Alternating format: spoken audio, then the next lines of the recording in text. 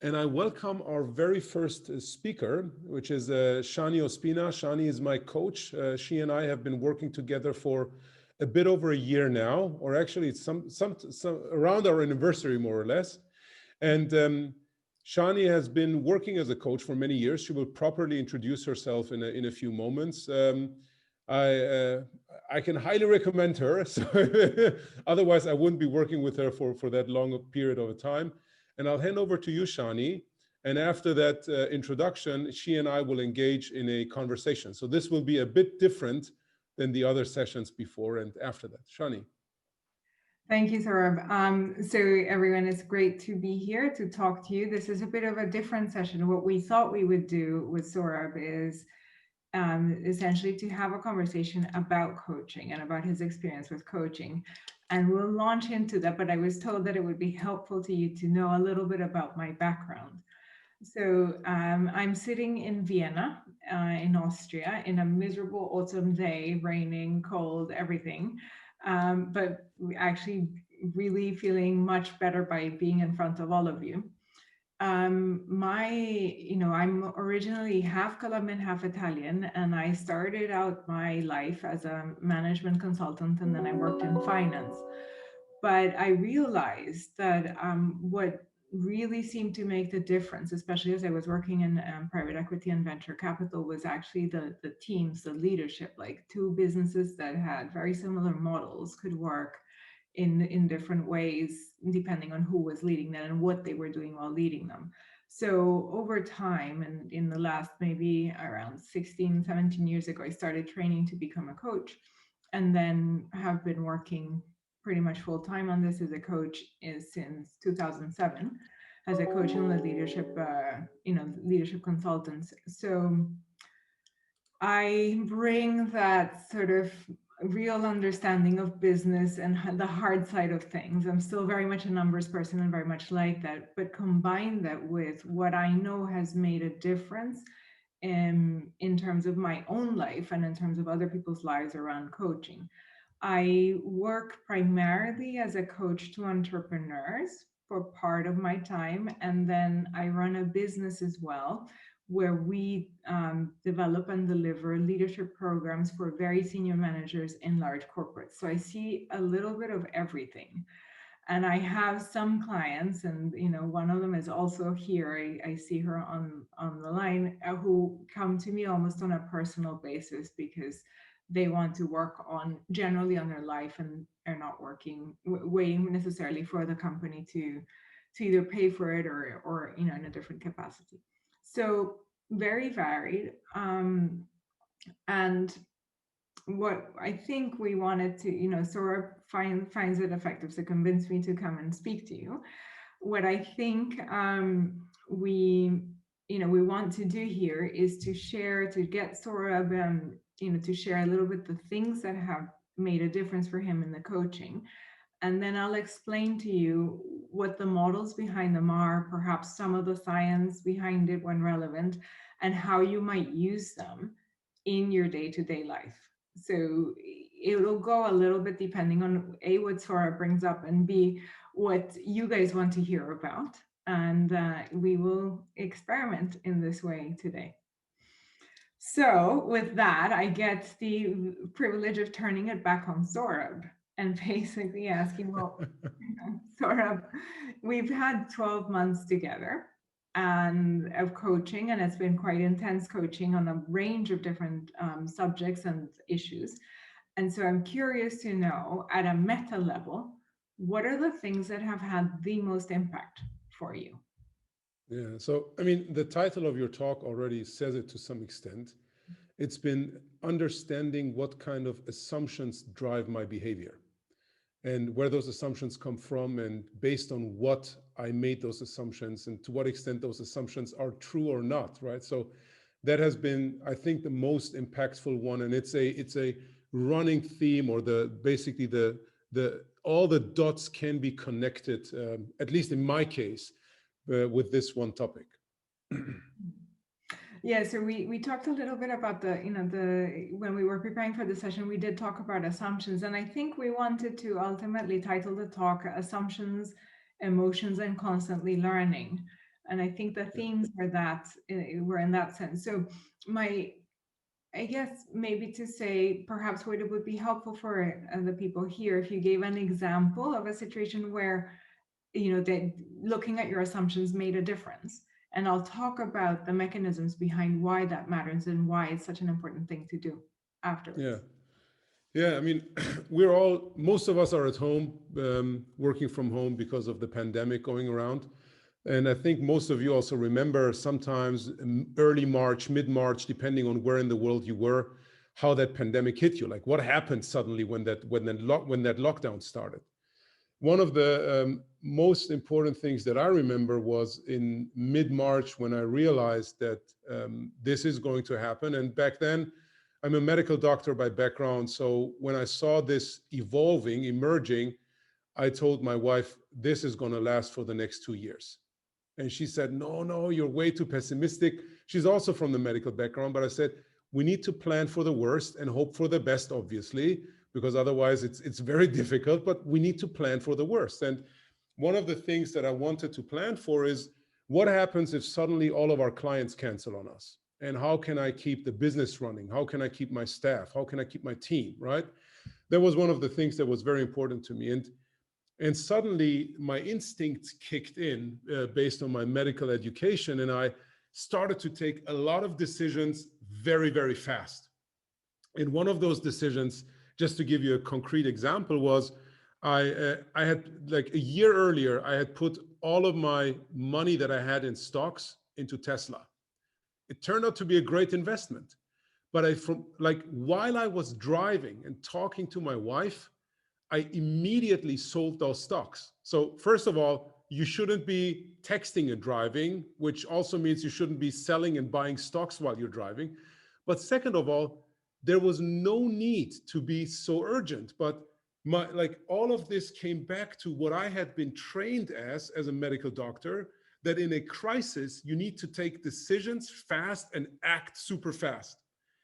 In that moment, I of course didn't realize it. I did not have that self-awareness. But later, and it actually was something around July, August, when Shani and I came back to this topic, and I brought this up as an example, and she said, you know what happened in that moment? I was like, yeah, now I realize it. I was driven by the assumption that I need to act fast, take a decision fast and act fast.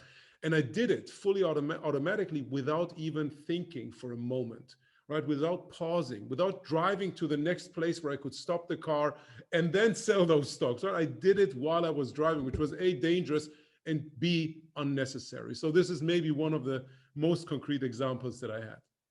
Yeah, and just to sort of put that in context, the reason why I came up in July is because I think by then the Tesla stock was worth about 10 times what you sold it at. 4 times, yes. Okay, 4 times. Or 5 times. Yeah. So that Don't was, remind me of that.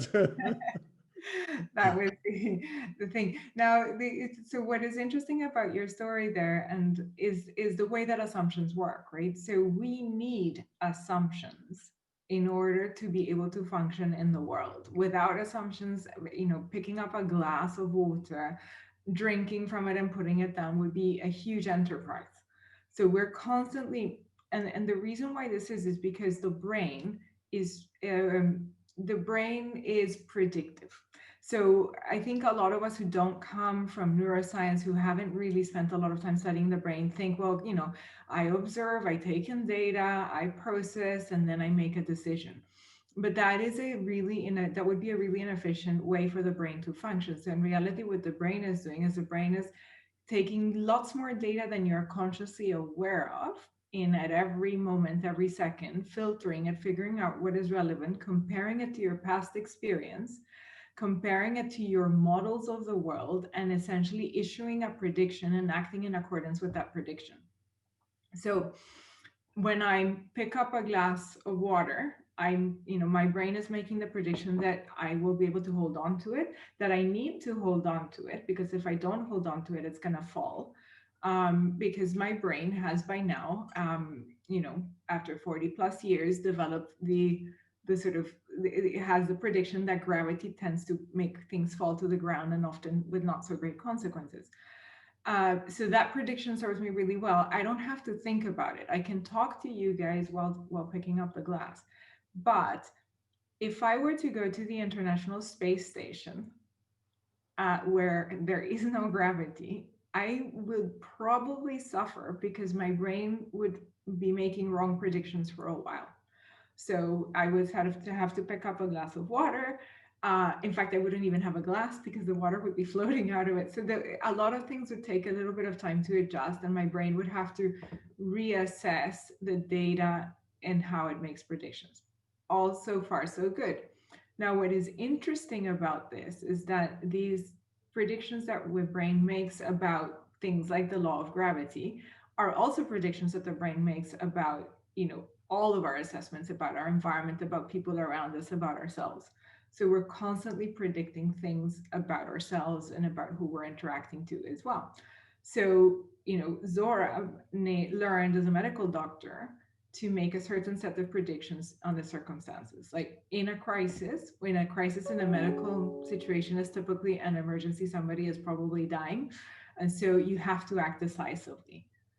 And then applying that, or without really kind of having that assumption, which that assumption that drives those predictions, that all based on past experience, makes a lot of sense if he were to continue to work as a medical doctor, or if he found himself in a car accident caused by his texting and selling socks at the same time. He might know what to do.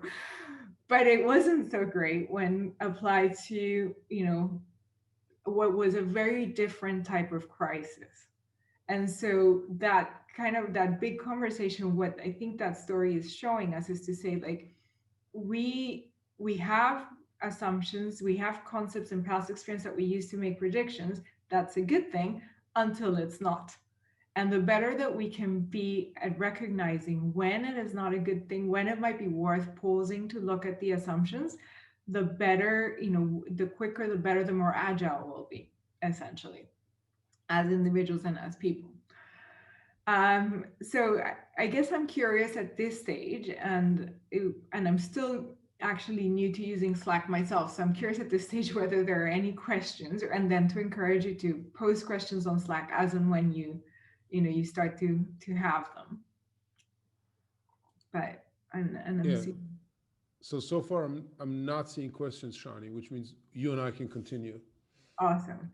So Saurabh, so that was a great example of when assumptions made a difference to you. I guess the question, the other thing that we talked about when we were, I think, looking at the last 12 months, was this idea of the connection between assumptions and emotions. When did you first realize that you needed to look at both?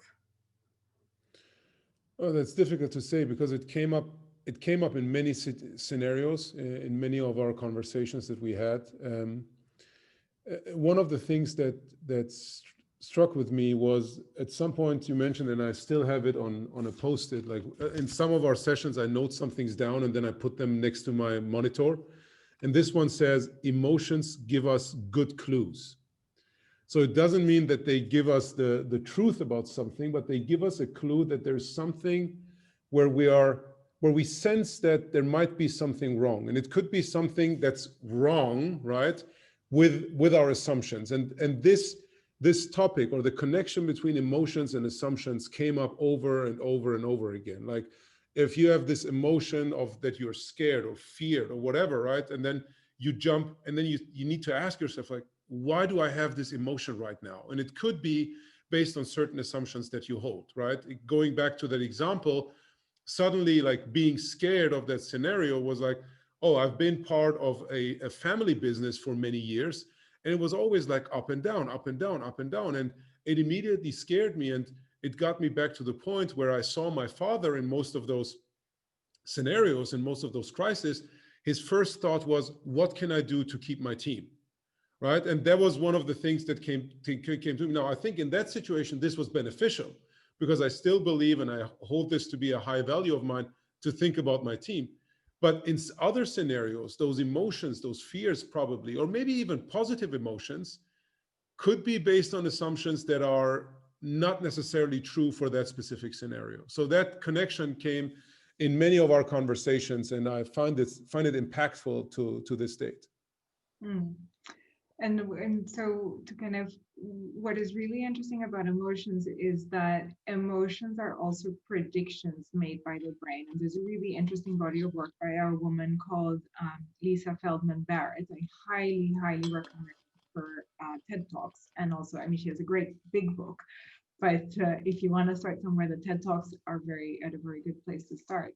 But what she's done is, she looks at emotions and what they are and where they come from. So we used to think that emotions were innate, that they were more or less the same for everyone, that they had a physical kind of fingerprint, that you could basically sort of look at people, scan their brains, look at their facial expressions, and be able to tell what emotion they were having. The more research that has been done on that, the more that seems to be false, essentially. And it has, massive implications for a lot of things, including, for example, court cases with juries and stuff. But to not sort of get sidetracked too much on that, I think the point for us is that we are predicting emotions in the way that we predict actions. So, an emotion is a concept, is that we take a lot of information from our body, from how our body is feeling, and from the context around us, and we assign to it basically a prediction as to what that is. And depending on the prediction that we assign, for example, versus if we assign an anxiety versus excitement, the line, you could say, is fine sometimes depending on the situation, but they lead to a very different set of actions typically. The anxiety versus the excitement, and definitely a different way of being, and often a different set of assumptions and predictions. So the the point then goes is, if we can look at our emotions, they often give us a lot of clues. We can start to say, I'm feeling anxious, and we can start to say, well, what's behind this anxiety? What might be the assumptions that I'm making about the anxiety, about the situation, to lead me to pick anxiety or to name this as anxiety? And what might be what could be a different point of view to look at this? So in essence, it allows us to detach ourselves from our emotions, to realize that we are the ones having them, they are not having us, and then be able to start to choose both our emotions and our assumptions. Now, it takes practice, and you will not always be able to do that in the moment. But I think one of the things that that I think Zora, like, we've been working on, has been that sort of sense of like, okay, well, if there's an emotion, where does it come from? What's kind of, why that, and where do you go with that? I'm gonna pause here for a second because I do see a few questions. Yes, we're getting a few questions. And the first one came from Samir. Yeah. And he was asking, in what looking at our assumptions makes us more agile? He apparently either missed that part or did not get that part. So you had mentioned something around that, Shani. Yeah, so look, in a changing context, and if ever we have faced a changing context right now, you have to redefine. You have to constantly be able to react to what is going on, or in fact, even to predict and be a few steps ahead of the game. When you have a changing context, your assumptions become outdated very quickly. So the quicker that you are able to actually get on the balcony or get perspective on them and look at why the assumptions are there, whether they're still valid, whether they're still helpful. And by helpful, I mean, are they taking you towards the direction you want to go? And this could be for a big project, or they could be on a personal level. It doesn't really matter what it is, but it's like, if I have an assumption that is no longer helpful, then I need to update it, or I need to figure out, why it's there, and then find a way to have an assumption that will be more helpful. So that's how I meant agility. It's sort of people who have that ability for themselves and as leaders, in my experience, have tend to be more effective leaders. Yeah. And I would add to that, Samir, maybe that helps you. So if you look at most of the tools and techniques that we use as agile practices and even principles, going back to empiricism, which means constantly uncovering what's the right thing to do and how to do it like the right way, it is basically all the time about addressing our assumptions. So we make an assumption that a certain set of features would benefit our customers. If we just stick to that assumption and develop it in a traditional way, it would take us 2 years, 3 years, maybe even longer to get feedback. But the whole point of Agile is to address that assumption, embrace our uncertainty about it, deliver something of value quickly, and then actually see whether we're delivering value or whether we're just going in the wrong direction, and then inspect and adapt based on that. So being aware of our assumptions, making those assumptions transparent. And one of the tools that I love in order to make assumptions transparent is, for example, the business model canvas. It's nothing else than having a structured approach to thinking about your business models and making all of the different components, or the building blocks, how Alex calls them, make them transparent. And then you can go dive deeper and test each one of them. I hope that was good, Samir. Let's go to Andreas' questions. What assumptions could be tested by Sohrab and others, and how would it be best to do it when emotions like a feel of urgency kick in, like in the example? That goes to you, Shani. So that's a really good question. I think to some extent, all assumptions can be tested, but we have different categories of assumptions, right? So we have assumptions like the law of gravity. Ultimately it's still a theory, but we have tested it, and we're very happy to sort of work with that assumption while we're here. We have emotions are like a category of assumptions in and of themselves, in a sense, or a category of concepts that we can in a sense play with and test. Now, to me, the point around testing assumptions is not around especially the category of assumptions about people and about situations. So this category of assumptions, which is a little bit harder to pinpoint, especially replicate, because it depends on context, on the person, on the various different people involved and stuff like that, which is a lot of what I work on with Sohrab and the other people I coach, right? It's how do you work with others? How do you get more become more effective in leading them, and quite frankly become better at it and become happier and getting the results that you want in life. So the assumptions there, we're constantly making assumptions about people and about people's intentions and about people's sort of actions and about people's all sorts of things, right? So the assumptions there can't necessarily be tested in a kind of like, is it true or false? But what is interesting around that is, let me test the assumption from the perspective, is this a helpful assumption for me to make right now? So for that sense, that's what we're always asking. We're not asking, so let's just say that I thought that, Sohrab wasn't trustworthy, which I don't, obviously. But if I did think that, the question is like, would I be able to get 100% proof of that? Probably not. Would I be able to get proof of it if I wanted to? Sure, because I would be picking and choosing data to do that. Now, if I'm going to interact repeatedly with Sohrab, does that assumption help me? And the answer is probably not, unless it might help me to some extent, but it might not help me fully. So it depends a little bit. Like, I'd then sort of be testing a little bit, if I operate out of this assumption, what results am I getting? How am I showing up to the conversation with Sohrab, and what results am I getting with him? If I operate out of a slightly different assumption, which is like, I can be cautious about Sohrab or something like that, then we can start to see, well, what results does that give me? So in that sense, like, that's how I would look at assumptions. One other category of assumptions, and I'll give you an example of a client that I'm working with recently. So there was a big thing around it. He has this big thing around wanting to win discussions. It is like he likes being right in discussions, especially discussions about values, discussions about things he holds very, very dear. But he has a few partners in a business, and they need to agree on stuff, and they don't always have exactly the same approach. So we were talking about this sort of sense of, the assumption is that if I am not right, then I will be going against my values. Now that's a really big assumption to make, or then I won't be true to who I am. That was the assumption. Now, when you get to that level of assumption, then we started to say, well, where does this assumption come from?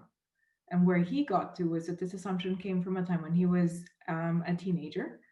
And it was for a variety of reasons the way that he established himself in his peer group and made sense of the world. And then essentially we then sort of asked the question, well, does that mean that who you are was 100% decided back then? And then he's like, so then it sort of, it opens the door to change, and it opens to the door to actually take a different assumption, which is I create who I am, and I keep forming and developing and changing who I am, which to him has now been a much more helpful assumption than saying, who I am is about 100% about this. And it doesn't mean he has to let go of his values, but it opens up more possibilities for action. So that's how I would test assumptions in the perspective in the coaching environment. The second part of the question was, how do you do it when emotions are high? The answer to that is you don't, right? So the main thing about when emotions are running high is to notice them, and to make the choice in the split second. Do I act? Is the emotion driving me to act, and do I need to act now? Right. So it's a little bit, you're not going through this logic testing like, is my assumption about the crisis right? Like Sohrab could not have tested that in that moment. That was a big intellectual exercise that required a lot more data than he had in the moment. So actually what would have helped him in that moment is to say, I'm in the grip of, what emotion were you in the grip of, Sohrab?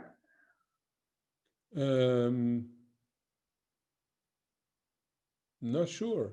You mean back then in that scenario? Of something, right? I'm in the grip of kind of like, I don't know if it's anxiety or if it's Anxiety, yeah. the Anxiety anxiety. would capture it quite well. So I'm in the group of anxiety. And then to realize, like, is anxiety the best place from which to make decisions? Yeah. The answer typically is no. Sometimes you're forced to make a decision in that place and you have to do it, but if you have a choice, so it's around training ourselves to identify where we're at, and then being able to say, okay, do I want to act based on this emotion or not? Then once you decide not to act, you can, when you're able to sort of, again, get on the balcony from the emotion, then you can, you can start to have the assessment of the assumptions behind that.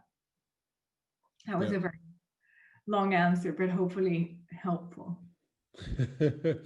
Yes. So going to the next question, Shani, Birgit was asking the name of the TED Talk. I mentioned to her that we will put it in the Slack channel later after this session. Then we have the question from Nixa, referring to Daniel Kahneman's book, Thinking Fast and Slow, I think, with System 1, automatic and heuristic, and System 2, logic thinking. Where would you place assumptions in that model? Or would you connect those two things at all? Well, look, assumptions. So I think, again, there's different models of the brain. Now, the interesting thing is there is a way where we don't realize. So most of the time we don't realize that we're making predictions. Now, all of our predictions are based on our assessment of the situation, our past experience, right? On what information are we getting in, and how are we filtering that through our past experience, whether we notice that or not. So whenever you're acting, even if it's in an automatic way, in that sort of system, you are still making predictions. Now, it's a question of, can you stop, and can you train yourself to realize when when do you need to make when do you need to stop, in a sense, and to make different I don't know, to start to change the way that your automatic system works, which you can do, I think, but it takes effort and work, and it's not that easy. I don't know if I mean, yes. So I don't know if you have a different point of view, but yeah. So the connection that I would make, I mean, a lot of the habits that we create that are then basically the System 1, right, are also created around assumptions that we hold. So going back to my situation, I acted out of a habit, right? There's an emergency. My habit is to make a quick decision and act on it. Now, being aware of those things, and it usually in that moment it's very difficult. So I've been practicing this ever since. And one of the key assumptions that Shani and I worked for is, oh, the business environment is very different than the medical environment. There's rarely an emergency in the business environment that is as critical as in the medical environment, which means that requires to act and decide and act as quickly as I had to do in the medical environment. So therefore, I've now been like introducing policies on myself, which means I never act and decide instead, other than or unless I wait for 24 hours, right? And it doesn't always work for me, to be very honest, but it actually helps me to get to like think about things a bit longer before I make the decision. Doesn't mean that I always like prolong it for eternally, but I at least wait for 24 hours. And those things I think help you build up new habits and maybe change your system one. System two, I don't see be that affected as in there. Yeah. So let's go to the next one from Mark. How to avoid the trap of doubting too often on the assumptions and losing the long-term view. So how do we get to a balance here, Shani? So here I would like a little bit of clarification from Mark about what it means. Mark, what does it mean to doubt your assumptions too often? Can you- Yeah, so let me see if anybody can find Mark. Let me see if I can find him. Mark. Well, there's so many people in here. Mark is waving for you. Waving on video. See him on the screen. Oh, okay, I had the speaker view on. Here you go. Oh, you're unmuted, Mark. All right. Yeah, Go ahead. I was muted. So good morning. Yeah, maybe it's a strange question, but you can take certain assumptions based on your experience and what you lived through. But then when you're in a group of people, and certainly with this the last half year, let's say, lots of the assumptions are, let's say, thrown overboard. And the difficulty is sometimes to go ahead, you need to have group assumptions that can lead you to the right decisions. But since we're in this, let's say, anxiety phase also very often on different levels, sometimes the assumptions are, let's say, re-questioned too much. And so how do you stop that and make sure that, okay, you take this assumption and you go forward and you don't challenge them on a daily basis by different people who are then added to the group. Yeah, Does that make sense? yeah, this is it. This makes sense. Now, this makes sense. Okay. So, look, one of the things I would say two things. One is realize that you're in the grip of anxiety, and that one way to stay in anxiety and I not have to take the risk of moving forward is to question continuously. Right. So sometimes the questioning of assumptions becomes a mechanism by which we stay in our anxiety and that way don't have to risk moving forward, because moving forward from anxiety typically involves a risk. So that the first thing is to call it out and say, hey guys, I know we're anxious, but we're going to have to sort of name our assumptions and just move forward. Like we just cannot keep questioning. And we are going to again look at how this has worked at X time in the future. So we're going to revisit in 2 weeks or in 6 months, whatever the time frame is. But for now, we're just going to move forward because these are the best assumptions we can make at the time, even if it's uncomfortable. It will feel uncomfortable. You can't get around that. When you name the emotion and you say it's okay that we're uncomfortable, it's okay that we're having to move forward while feeling uncomfortable, that typically it gets easier for people to move forward. Okay. The second part is if you make your assumptions explicit, when people join a group, you can say, look, we're operating on the basis of these assumptions and we're going to revisit them in X time, X milestone or whatever.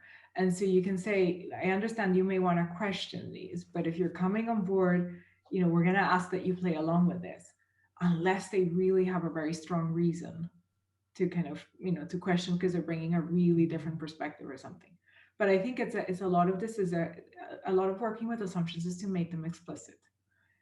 Just often by understanding what the assumption is or what the fear is or what the emotion is and just naming it, that tends to have a big impact on our ability to actually take perspective.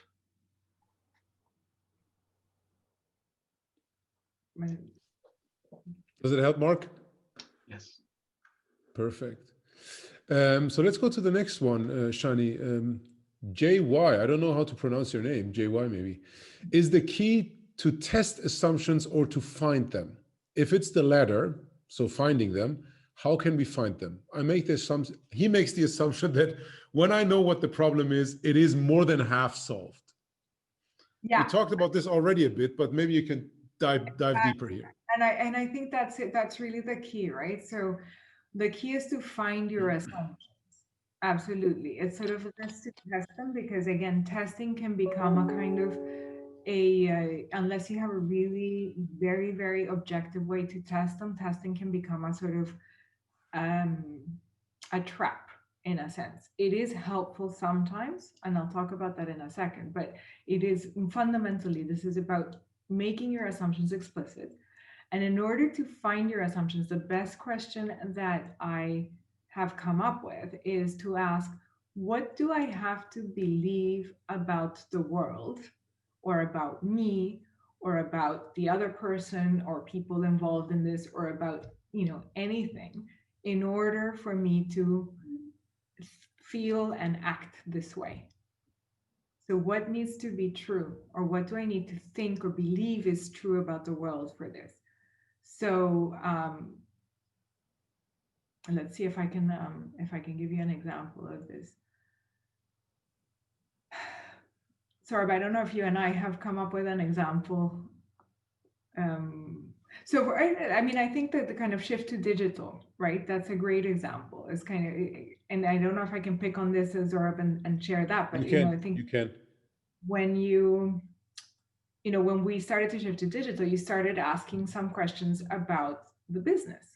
So what changed, and what you had to believe? What were the assumptions that you realized you had about digital that you had never questioned before?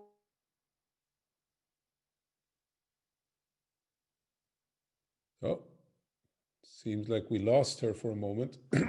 So I think what Shani is referring to, at some point, or at the very beginning of the coronavirus pandemic, in mid-March, we suddenly had to shift all of our trainings to a live online format. And I always held the assumption that the type of excitement and energy and igniting of fire that I can create is based on interacting with people, being in the same room, right? All of those little things that happen between individuals when you are physically present. And very quickly, as I had to move to those live instructor-led online classes, I realized that those things are still working, right? Not only was I receiving good feedback, but also I was realizing that the people are in the same way energized. The people get more or less the same insights. Like, there are some things that we can even do better in an online format. Now, do I still have a preference for having people around? Yes, I do, because I just like the interaction with people being face to face. But a lot of the things, a lot of the value that I wanted to create, I was able to do that also in an online format.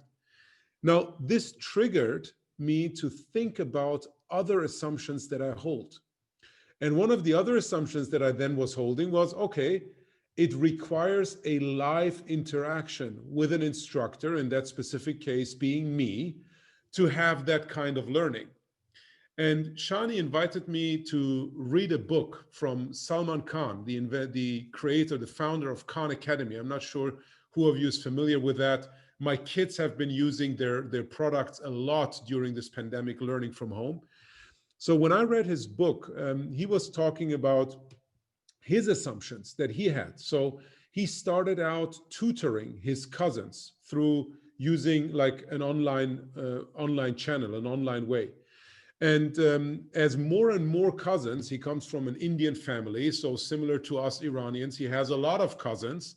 And it was not just the one person that needed help, more and more cousins needed help.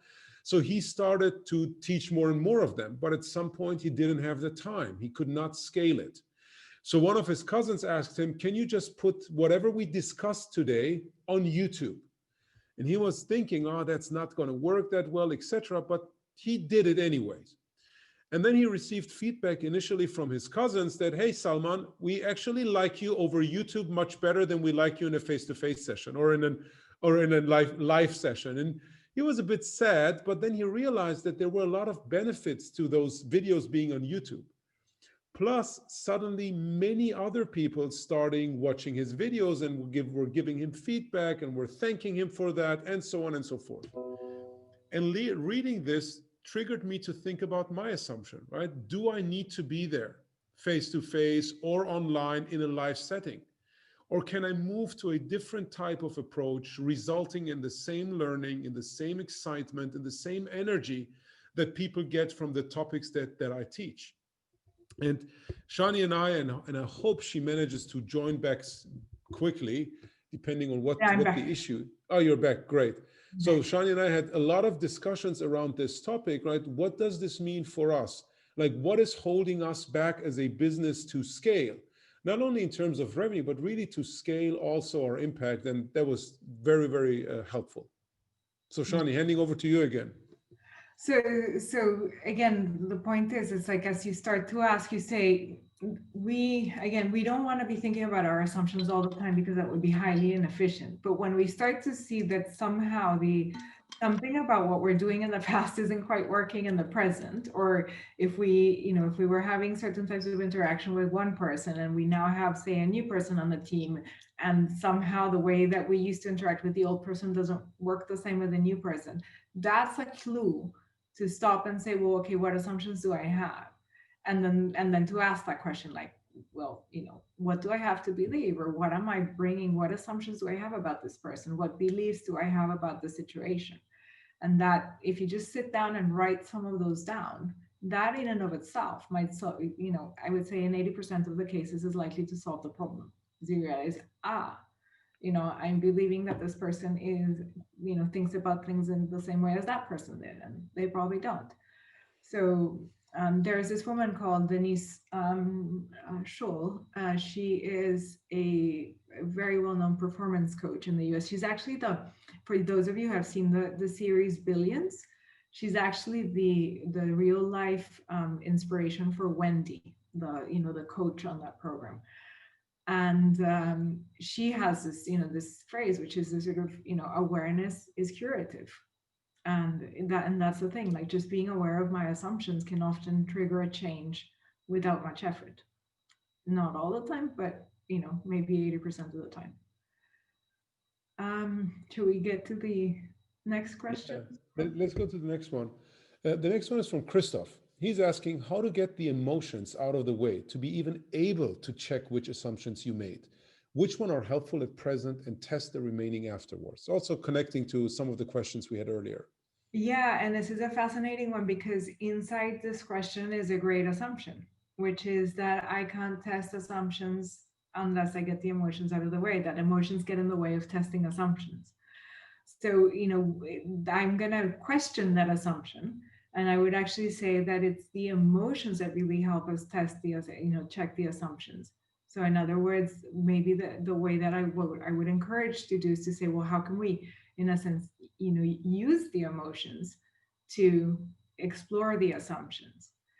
The reason why I say that is because how we feel, and how we decide that we feel has a big impact on what we're able to do. Now, there are parts of how we feel which are purely around, like, are the physical side, right? So there's what we call what is called body affect. So in other words, like, did you have a good night's sleep, or are you sleep deprived? And if you're sleep deprived, you can reframe your assumptions all you want, but you're still going to feel pretty crappy. You might feel slightly less crappy, but you're still going to feel bad. So there's a part of that you can't change. But how you label, so for example, going back to this distinction between, say, anxiety and excitement, which are often quite close to each other, how you label something says a lot about the assumptions behind that. So rather than trying to get the emotion out of the way, what I would typically do, or suggest to my clients to do, or do with them, is to say, well, let's get curious about that emotion. Let's look at the anxiety. Just, put your attention on that and see what, what's beneath that, or what's behind that, or what is kind of showing up as you focus on that. And that often leads to the assumptions. So that's, so again, changing there is perhaps like look at, use the emotion to get to the assumptions rather than, try to get the emotions out of the way. That the other thing about emotions is it's really, really quite interesting because it's the sort of, you've got to choose a different feeling. You can't kind of just say, I'm going to get my anxiety out of the way, because the more you try to push an emotion out of the way, even if it's happiness, like the louder it's going to shout at you and say, hey, pay attention, here I am. And so it becomes kind of quite counterproductive. It's the same as the famous saying, if I tell you, please do not under any circumstances think of purple spotted elephants, what are you guys all doing?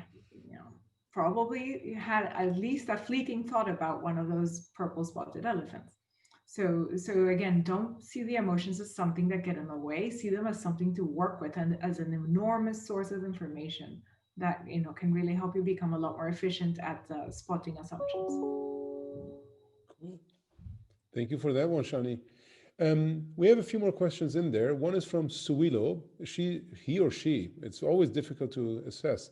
Why are we assuming that doubting our assumptions is a bad thing? Just a statement. It goes along with what you just mentioned to some extent.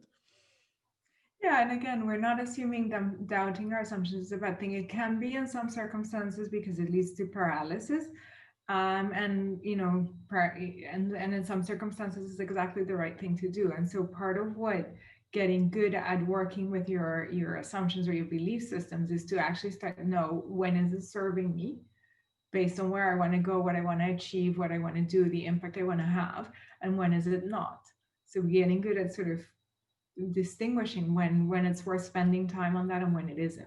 Because I by no means want to encourage you to sort of question everything you do, because that would just be really inefficient and rather painful.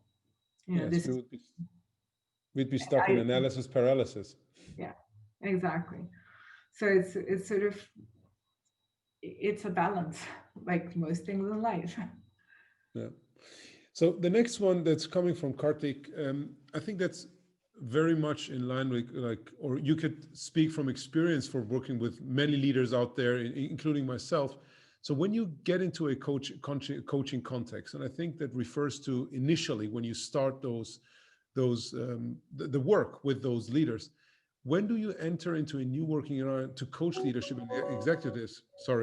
How do the assumptions help? Right? Yeah. So I mean, the first thing is, it's often very easy to make assumptions, right? So, whenever I start working with someone, I'm starting to try and make assumptions. Like anybody you meet, you try to sort of figure out what they are and how to, in a sense, categorize them. Now, the problem with that is that sometimes my assumptions are what I call kind of not fully clean or not accurate. So I've had, and I surprise myself, because you'd think doing this for a living, I wouldn't have those situations, but I find myself revising my assumptions a lot very quickly. So what I'm learning to do as I progress and become hopefully a better coach over time, is I'm learning to sort of gather data, make some assumptions, but not let the assumptions drive what I do. So it's this kind of perhaps semi-paradoxical existence of making assumptions and remaining open at the same time. So being very happy to say, okay, I think I have an assumption, let's just say about Sohrab when I start working with him. And I'm not going to hold this as an absolute truth, but rather as my best guess as what is going on in the moment. So I think that's where, where I would do. I think the other way that assumptions help is, I think it's always a really good starter if you're a coach, and just start to see, well, what assumptions are the people that you're working with making. In fact, even starting to ask and start these dialogues around assumptions and belief systems, early on, typically leads you to a, really great and deep relationship fairly quickly, in my experience. Yeah. And one thing that I would add here is what you didn't do back then with me, and I really like that, is you didn't start our conversations with like, oh, Sohrab, what kind of beliefs do you hold? Because that's in many cases not that tangible. We started out with something very concrete, and then based on that one thing that was very concrete, and the very first session was about my relationship with my daughter, right? How important it is for me. You asked me like to talk about a few things that are currently like on my mind. And I asked, and I told you like how important it is for me that she's good in math, and that I asked her like to practice. And we had something very tangible. And then you use that specific topic to dive deeper and uncover the belief system that was under it, the assumptions that were underlying this, right? You didn't go in a very generic way and say, Sohrab, so what do you believe?